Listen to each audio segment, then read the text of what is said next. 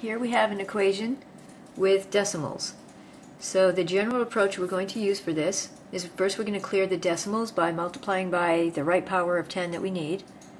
Then we're going to use the regular steps for solving a linear equation. We're going to clear parentheses, collect like terms, get all the x's to one side, all the numbers to the other side, and then isolate the x.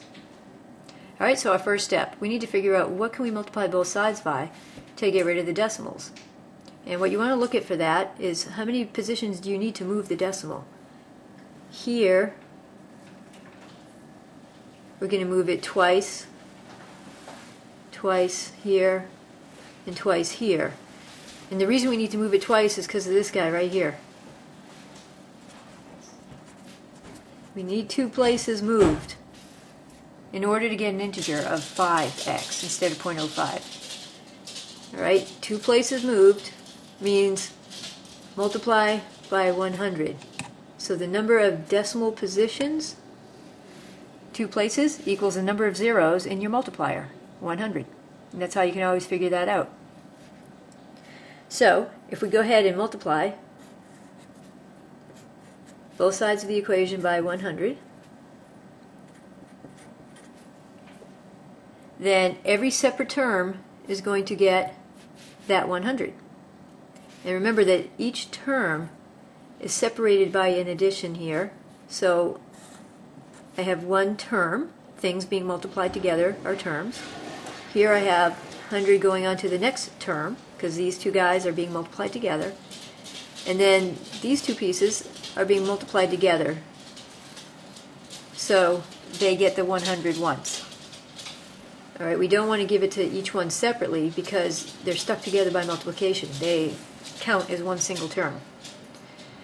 So on the first one here, 100 multiplied onto the first term makes the decimal move twice and gives us 20 times 24. 100 multiplied onto the second term moves the decimal twice, gives us 5x, and we just carry down the plus sign in between them, equals 100 multiplied here gives us two places moved to be a 10, and just carry down the 6 plus x. Now we have just a normal linear equation without decimals, so we're going to follow the normal steps. Next step would be distribute. We want to clear out any parentheses. Now this here we just multiply, so we get 20 times 24.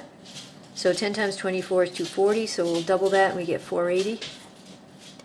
Bring down the plus 5x equals, distribute the 10 and we get 60 plus 10x. And now we would collect like terms separately on each side of the equation if there were any. But there aren't any. So we can move to the next step, which would be get all the x's onto one side. So I'll call that the move x's to one side step. And you always do that by using the addition property.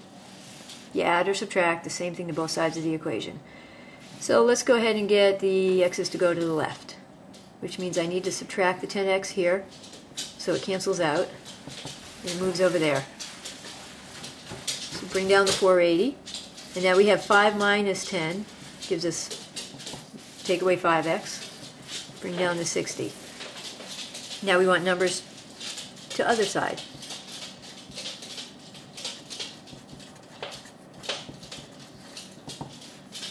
So we take away the 480, and remember what we're doing is we're trying to get x all by itself on one side of the equation. That's why we need this 480 to go to the other side. We have to get away from the x. Take away 480 on both sides. That cancels out, we get minus 5x. And then we do 60, take away 480, gives us minus 420. We're almost there. Now we need to isolate the x.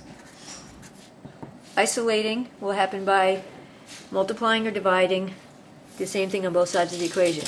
In this case we want to divide by minus 5.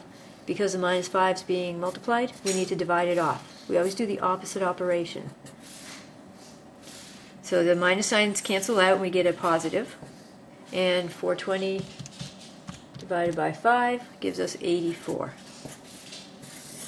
And there's our final answer. Whoops. You can't see that last step, can you? There's our final answer.